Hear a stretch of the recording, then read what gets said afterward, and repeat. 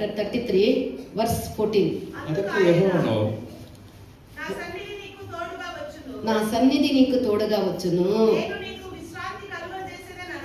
చాలಮ್ಮ. హల్లెలూಯಾ. ಅದಕ್ಕೆ ಯೆಹೋವನು ನಾನೇ ನಿಮ್ಮ ಜೊತೆಯಲ್ಲಿ ಬಂದು ನಿಮಗೆ ವಿಶ್ರಾಂತಿಯನ್ನು ಉಂಟು ಮಾಡುವೆನು ಅಂದನು. அதற்கு அவர் என் சமூகம் உனக்கு முன்பாக செல்லும், என் சமூகம் உனக்கு முன்பாக செல்லும், நான் உனக்கு இளைப்பாறுதல் தருவேன் என்றார். என் சமூகம் உனக்கு முன்பாக செல்லும், நான் உனக்கு இளைப்பாறுதலை தருவேன் என்று சொன்னார். அல்லேலூயா.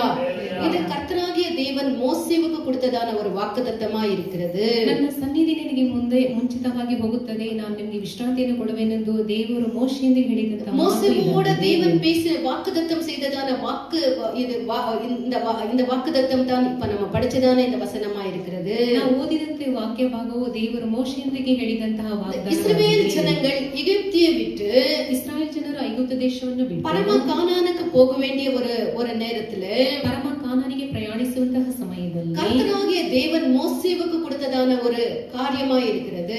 ದೇವರು ಮೋಶೆಗೆ ಕೊಟ್ಟಂತ ವಾಗ್ದಾನವು ಮಾತು ಇದಾಗಿದೆ. దేవుడు మోషేకి ఆజ్ఞాపించినటువంటి ఆజ్ఞ ఏమనగా, ದೇವರು ಮೋಶೆಗೆ ಆಜ್ಞಾಪಿಸಿದಂತ ಆಜ್ಞೆ ಏನೆಂದರೆ, దేవుడు అనేక ఆజ్ఞల్ని మోషేకి దేవుడు అనుగ్రహించిరి. ಅನೇಕ ಆಜ್ಞೆಗಳನ್ನು ಮೋಶೆಗೆ ಕೊಟ್ಟಿದ್ದಾರೆ. ఐగుప్తు నుండి కానానికి ప్రజల్ని తీసుకొని పొమ్మని దేవుడు మోషేకు ఆజ్ఞాపించిరి. ಐಗುಪ್ತದಿಂದ ಜನರನ್ನು ಬಿಡಿಸಿ ಒಂದು ಕಾನಾನ್ ದೇಶಕ್ಕೆ ಕರೆದುಕೊಂಡು ಹೋಗುವಂತ అదే విధముగా మోషే ಅದೇ ರೀತಿಯಾಗಿ ಮೋಶೆ ఈ యొక్క అరణ్యము ద్వారా ఆ యొక్క ప్రజల్ని నడిపించినటువంటి సమయమందు ಅರಣ್ಯ ಮಾರ್ಗದಲ್ಲಿ ಇಸ್ರಾಯೇಲ್ ಜನರು ನಡೆಸುವಂತ ಸಂದರ್ಭದಲ್ಲಿ மோசே இப்போ அந்த அவாந்திர பாதையில அந்த இஸ்ரவேல் ஜனங்களை எகிப்திலிருந்து கொண்டு வந்து இந்த பரம கானானுக்கு நடத்த வேண்டியதான அந்த சூழ்நிலையில ಐಗುಪ್ತದಿಂದ ಜನರನ್ನು ಬಿಡಿಸಿ ಆ ಒಂದು ಅರಣ್ಯ ಮಾರ್ಗದಲ್ಲಿ ಕಾನಾನ್ ದೇಶಕ್ಕೆ ನಡೆಸುವಂತ ಸಂದರ್ಭದಲ್ಲಿ மோசே தேவனோட என்ன கேட்கிறார் என்று சொன்னால், ಮೋಶೆ ದೇವರ ಬಳಿ ಏನೆಂದು ಕೇಳುತ್ತಿದ್ದಾರೆ ಅಂದರೆ, படிங்க 33ஆம் அதிகாரம் 12ஆம் வசனத்தை வாசிங்க. ವಿಮೋಚನಾ ಕಾಂಡ 33ನೇ ಅಧ್ಯಾಯ 12ನೇ ವಾಕ್ಯವನ್ನು ಓದಿ. எக்ஸோடஸ் 33:12. மோசே கர்த்தரை நோக்கி, தேவரீர் இந்த ஜனங்களை அழைத்துக் கொண்டு போக என்று சொன்னீர். நீர் போ என்று சொன்னீரே, ஆகிலும் என்னோடு கூட இன்னாரை அனுப்புவேன் என்பதை எனக்கு நீர் அறிவிக்கவில்லை. மோசே தேவனோட என்னத்தை கேட்கிறார் என்று சொன்னால், மோசேயு தேவರ ಬಳಿ ಏನೆಂದು ಕೇಳುತ್ತಿದ್ದಾನೆ, ஆண்டவரே இந்த இஸ்ரவேல் ஜனங்களை கூட்டிக் கொண்டு நீ போ என்று சொன்னாயே, ಸ್ವಾಮಿ ಈ ಜನರನ್ನು ಆ ಸೀಮೆಗೆ ನಡೆಸಿಕೊಂಡು எங்களோட யாரை அனுப்புறீர் என்ற காரியத்தை நீங்க சொல்லவில்லையே.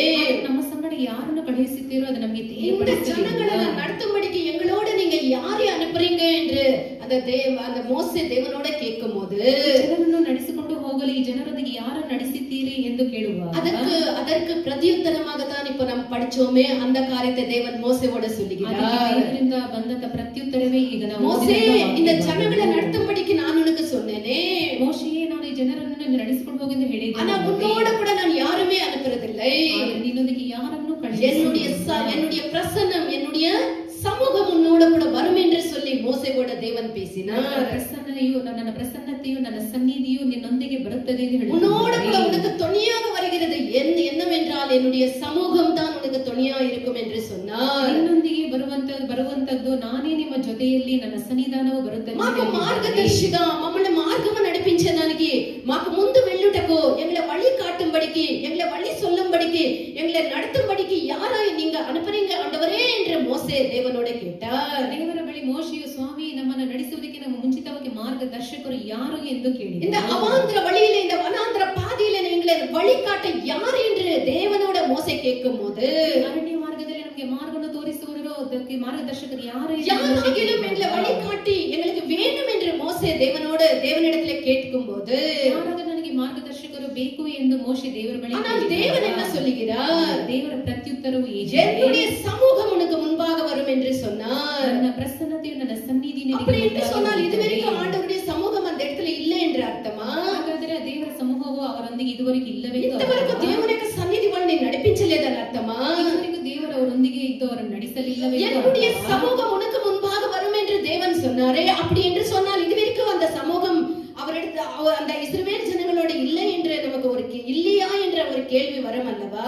ನಾನೇ ನಿಮ್ಮ ಜೊತೆಯಲ್ಲಿ ನನ್ನ ಸನ್ನಿಧಾನ ನಿಮಗೆ ಮುಂದೆ ಇರುತ್ತದೆ ನಡೆಸದೆ ಎಂದು ಹೇಳಿದಾಗ ಇದಕ್ಕೆ ಹಿಂದೆ ದೇವರು ಇಲ್ಲವೆಂದು ಅರ್ಥವಾ? இப்ப இந்த இஸ்ரவேல் மக்கள் ஜனங்கள் நாம் பார்க்கும்போது இந்த ஜனங்கள் எந்த இடத்துல வந்து இறங்கி இருக்கிறார்கள் என்று சொன்னால் ಇಸ್ರಾಯೇಲ್ ಜನರು ಈಗ ಯಾವ ಸ್ಥಳದಲ್ಲಿ ಬಂದು ಇಳಿದುಕೊಂಡಿದ್ದಾರೆ? சீனாய் வனாந்தரத்துல வந்து இறங்கி இருக்கிறார்கள். ಸೀನಾಯಿ ಅರಣ್ಯ ಮಾರ್ಗದಲ್ಲಿ వాళ్ళు ಇಳಿದುಕೊಂಡಿದ್ದಾರೆ. ఐగుప్తు దేశం నుండి బయలుదేరి ಐಗುಪ್ತ ದೇಶದಿಂದ ಹೊರಟು ఇప్పటికి దాదాపు సరిసుమారుగా 3 నెలలు అయి ఉన్నది.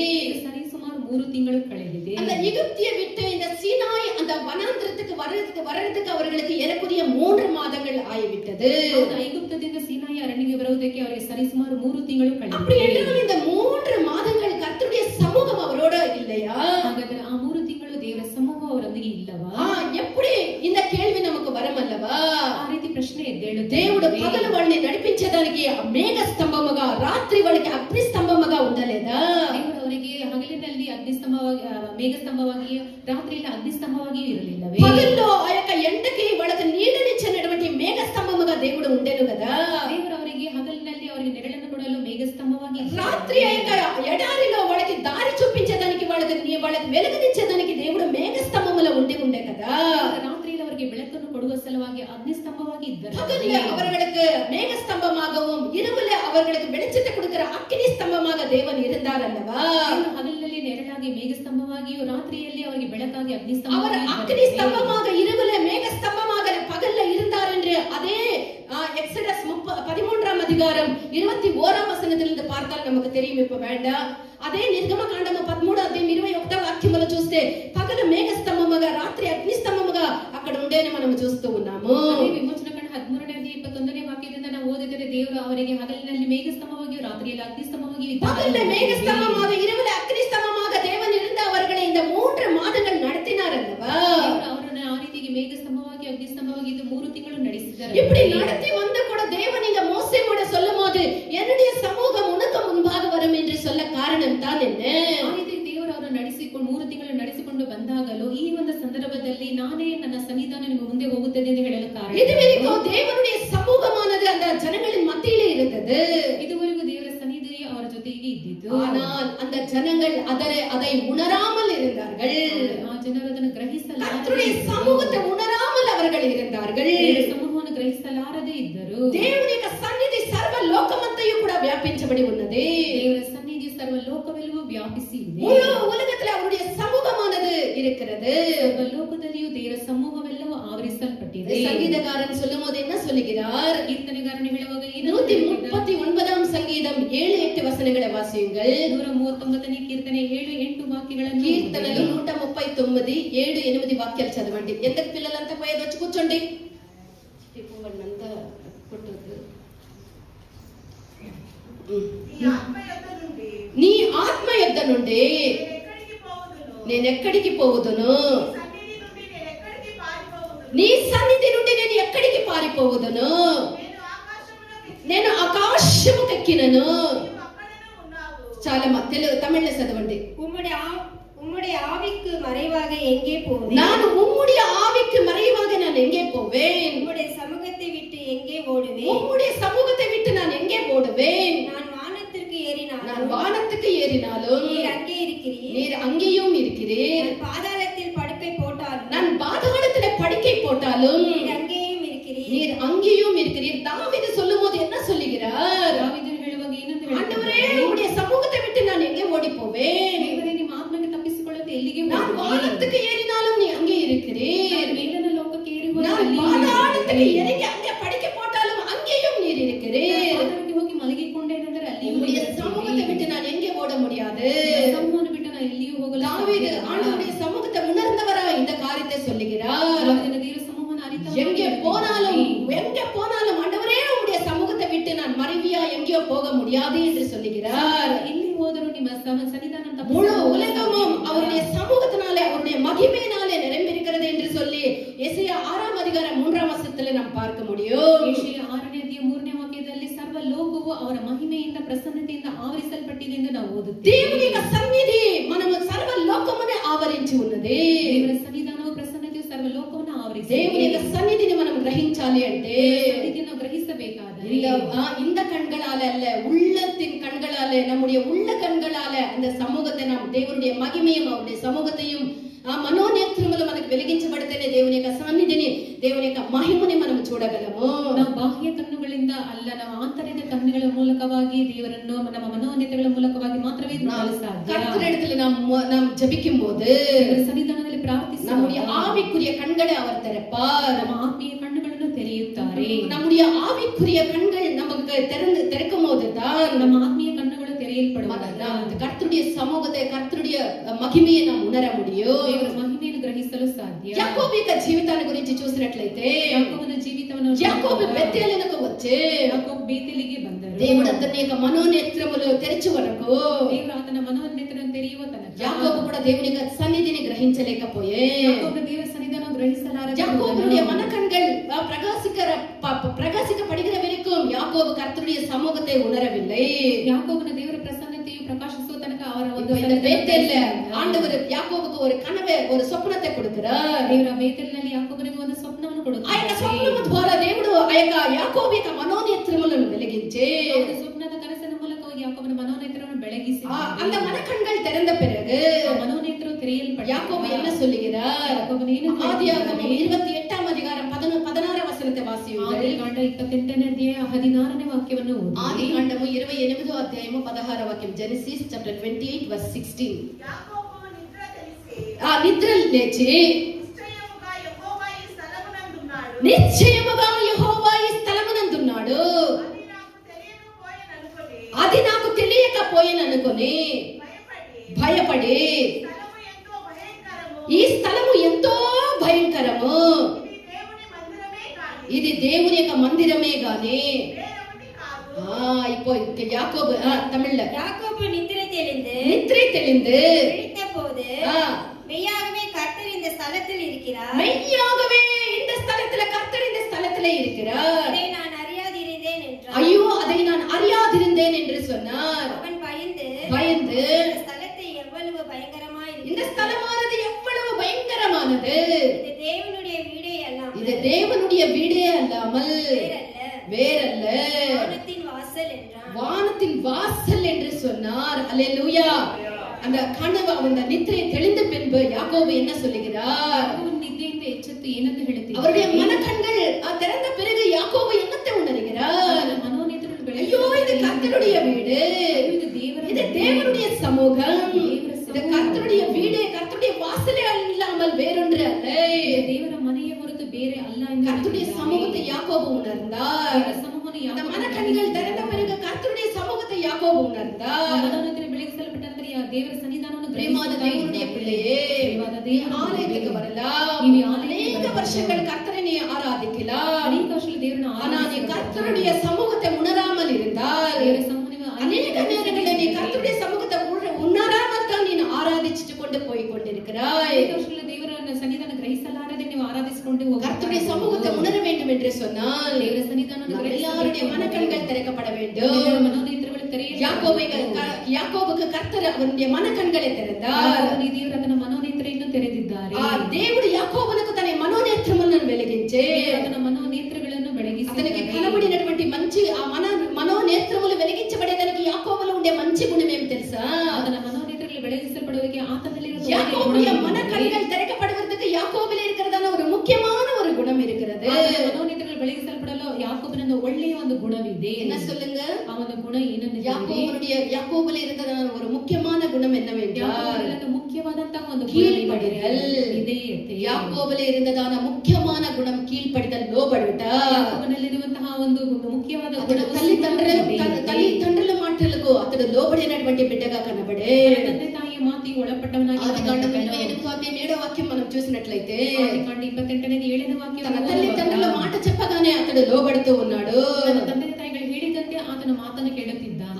అతడు తన యొక్క భయభక్తి కలిగినటువంటి తండ్రి తల్లితో జీవించినప్పటికీ కూడా ಆತನ ಭಯಭಕ್ತಿಯುಳ್ಳ ತಂದೆ ತಾಯಿಗಳಿಗೆ ಜೀವಿಸಿದಾಗಲೂ యాకోబు యొక్క తల్లిదండ్రులు దేవునికి భయపడినటువంటి వాళ్ళగా ఉండిరి. ಯಾಕೋಬನ ತಂದೆ ತಾಯಿಗಳು ದೇವರಿಗೆ ಭಯಪಟ್ಟವರಾಗಿ அப்படிப்பட்ட கர்த்தருக்கு பயப்படுகிறதான தாய் தகப்பனோடு யாக்கோபு இருந்தாலும் கூட ಭಯಭಕ್ತಿಯುಳ್ಳ ತಂದೆ ತಾಯಿಯವರಿಗೆ அதுவரைக்கும் தேவனுடைய சமூகத்தை உணராமல் யாக்கோபு இருந்தார். ಅನೇಕ ಸಂದರ್ಭದಲ್ಲಿ ದೇವರ ಸನ್ನಿಧಾನವನ್ನು ಗ್ರಹಿಸಲಾರದೆ ஆனால் தாய் தகப்பனுடைய சொல்லுக்கு கீழ்ப்படைந்தவனாக ತಾಯಿಯ ಮಾತಿಗೆ ಒಳಪಟ್ಟ అతడు తల్లిదండ్రుల యొక్క మాటకు లోబడి పదనరామకు పోనప్పుడు ತಂದೆ ತಾಯಿಯ ಮಾತಿಗೆ ವಿಧೇಯರಾಗಿ 16ನೇ